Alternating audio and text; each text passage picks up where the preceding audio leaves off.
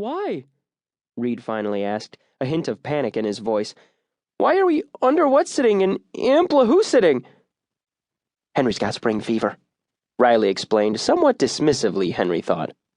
What I have in mind is so much bigger than that, Henry said. I'm working to create a series of tasks that will prove our manhood and show us what we're made of.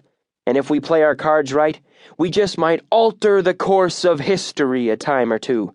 And of course, impress girls and get them to notice us. What made you start thinking about things like experiences and adventures and bravery and what we're made of? Reed was chewing a fingernail and looking as if he had to go to the bathroom.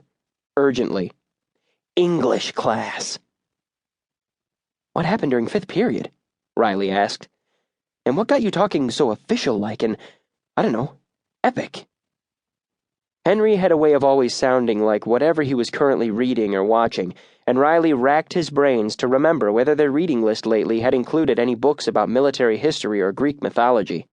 Remember how we read Huckleberry Finn and Treasure Island, and the book about how the kids tried to save their father from the space-time continuum thingy, and that other book about the boy who got stuck in the woods after a plane crash? I got to thinking, what would our stories be like? What would an author write about us? Let's face facts. We may be the most boring 12-year-olds on the planet. We're not boring, Henry, Reed said in a small voice. Really? Because I've been thinking about our lives lately, and perfect attendance does not count as exciting. Well, we don't just go to school. We also, well, there's... And then, of course, Reed looked to Riley for help, but Riley just shrugged. Exactly, Henry said. Nothing interesting ever happens. Luckily, I have plenty of ideas. What kind of ideas? You leave the details to me. Henry patted his legal pad confidently. Does that mean you're in charge? Like the boss or something? Reed always cared about who was in charge. He was the only boy in his family. He had 3 older sisters and 3 younger sisters, and he never got his way at home. Never. Not ever. Of course not. This is a democracy. We vote on everything. Then I vote no. I don't want to complain or worry anyone, but adventures sound dangerous, and I have a curfew. I don't have time to change history if I have to be in the house by 8 o'clock on weekdays, or whatever the new way of saying 8 o'clock is. The voting starts later, when I tell you each plan. The idea to go ahead with becoming men of action and daring masters of adventure. Well, I've already made that executive decision for all of us. Like I said, my curfew is 8 on school nights, and that's only if I've gotten my homework done. And doesn't daring usually mean painful? I don't like pain. There might be some pain, Henry allowed, but not much. Probably. Hardly any. Maybe a little, but no blood. Definitely no blood.